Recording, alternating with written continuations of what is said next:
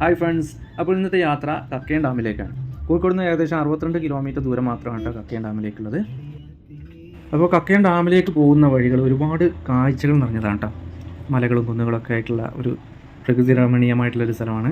അപ്പോൾ ഏകദേശം ഒരു 11:30-12 മണിയായിട്ടുണ്ട് ഞങ്ങൾ പോകുമ്പോൾ. നല്ല അതിശക്തമായിട്ടുള്ള വെയിലാണ്. അപ്പോൾ അങ്ങനെ ചെക്ക് പോസ്റ്റിൽ എത്തിയിട്ടുണ്ട്. അങ്ങനെ പാസ്സൊക്കെ എടുത്ത് ഞങ്ങൾ തയ്യാറായിട്ട് ഇരിക്കുകയാണ് കേട്ടോ. ഇതാണ് കുട്ടിപ്പട്ടാളങ്ങൾ. അപ്പോൾ ഇതൊക്കെയാണ് നമ്മളെ ഫാമിലി വരുന്നത്.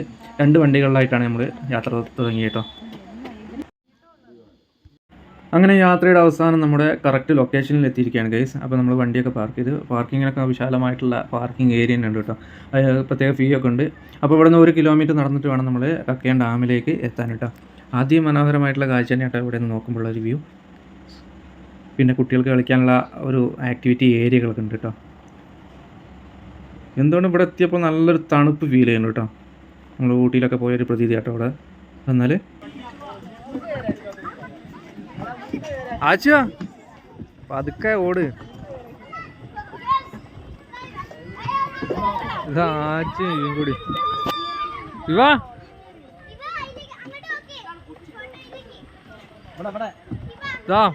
എന്നാ പതുക്കെ കിഴിഞ്ഞോട്.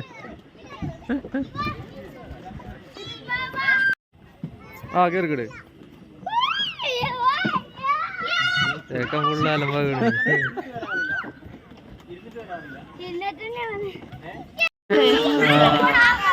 കൊരങ്ങ. മോള് കേറിക്കാണ് കൊരങ്ങ.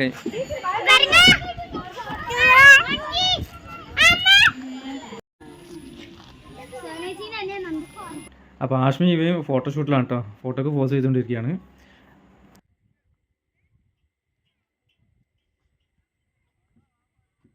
ഇതാ കുട്ടിപ്പട്ടാളങ്ങൾ. ഇതാ കുട്ടീസ് എങ്ങട്ടാ?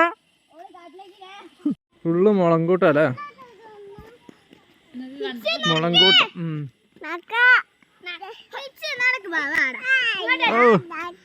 Hello guys.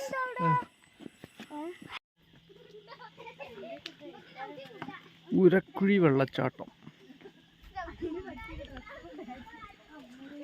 അപ്പോൾ അങ്ങനെ 1 കിലോമീറ്റർ താണ്ടി നമ്മൾ കക്കയം ഡാമിനടുത്ത് എത്തിയിരിക്കുകയാണ്. അപ്പോൾ ഇതാണ് കക്കയം ഡാം വരുന്നത് കേട്ടോ.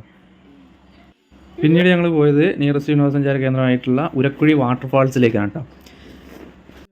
പിന്നെ ഈ ഒരു വാട്ടർഫാൾസിന് ഒരു പ്രത്യേകത കൂടിയുണ്ട് കേട്ടോ. കേരളത്തിലെ ഏക തിരച്ചിലില്ലാത്ത വിനോദസഞ്ചാര കേന്ദ്രമായിട്ടാണ് ഈ സ്ഥലം അറിയപ്പെടുന്നത് കേട്ടോ. കാരണം ഇവിടെ നിന്ന് ആരെങ്കിലും വീണ് പോയാൽ പിന്നെ തിരിച്ചു വരവ് പ്രയാസമാണ്. അതുകൊണ്ടാണ് അങ്ങനെ പറയാൻ കാരണം.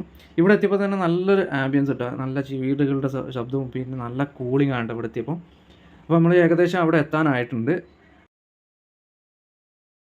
അപ്പോൾ ഇവിടെ ഒരു ബോർഡ് വെച്ചിട്ടുണ്ട് കേട്ടോ. നമ്മൾ പാലിക്കേണ്ട ചില നിയമങ്ങളും ബോധവൽക്കരണവും ആണ് അത് ഉദ്ദേശിക്കുന്നത്. അപ്പോൾ ഇതാണ് ഉരക്കുഴി വാട്ടർഫാൾസ് കേട്ടോ. ഉരക്കുഴി എന്ന് പേര് വരാൻ കാരണം തന്നെ വെള്ളം വീണ് ഉരലുമാരി പാറ, ആ പാറയിലൂടെയാണ് കേട്ടോ ഈ ഒരു വെള്ളം കുത്തിയൊലിച്ച് വരുന്നത്. ഞങ്ങൾ വന്ന ടൈമിൽ അധികം വെള്ളമില്ല.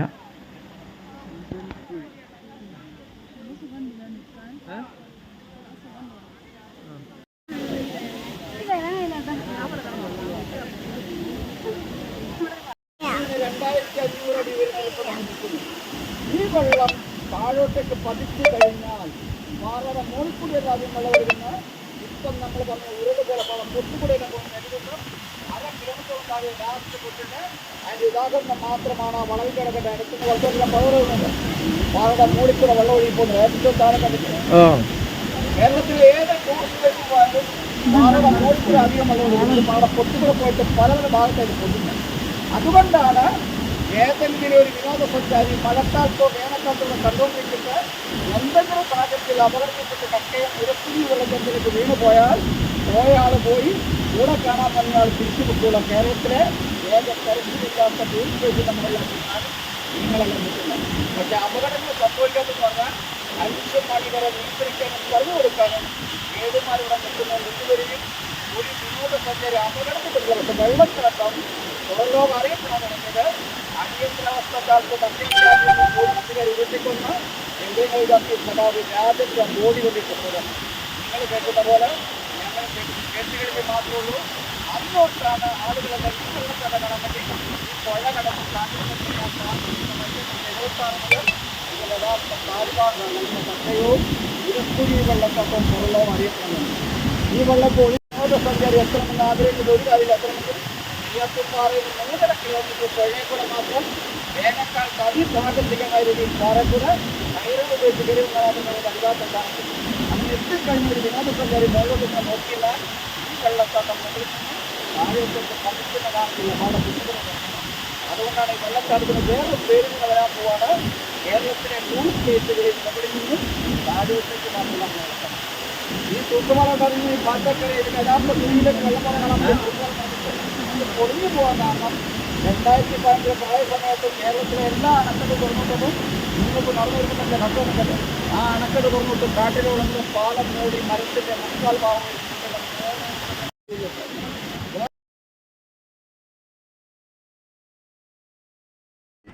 പിന്നെ ഞങ്ങൾ പോയത് കരിയാത്തിൻപാറയാണ് കേട്ടോ. ഏകദേശം ഒരു 5:30 മണിയായിട്ടുണ്ട്. 6 മണിക്ക് അവിടെ ക്ലോസിങ് ടൈം. ഏകദേശം നേരം വൈകിട്ടുണ്ട് കേട്ടോ. ഒരുപാട് ആളുകളാണ്. നല്ല ഒരു ആംബിയൻസ് ആണ് കേട്ടോ. നല്ല വൈബുള്ള ഒരു സ്ഥലമാണ്. നല്ല കാറ്റടിക്കുന്നുണ്ട്. അപ്പോൾ ധാനിച്ചോളൊക്കെ വെള്ളത്തിലേക്ക് ഇറങ്ങിയിട്ടുണ്ട് കേട്ടോ.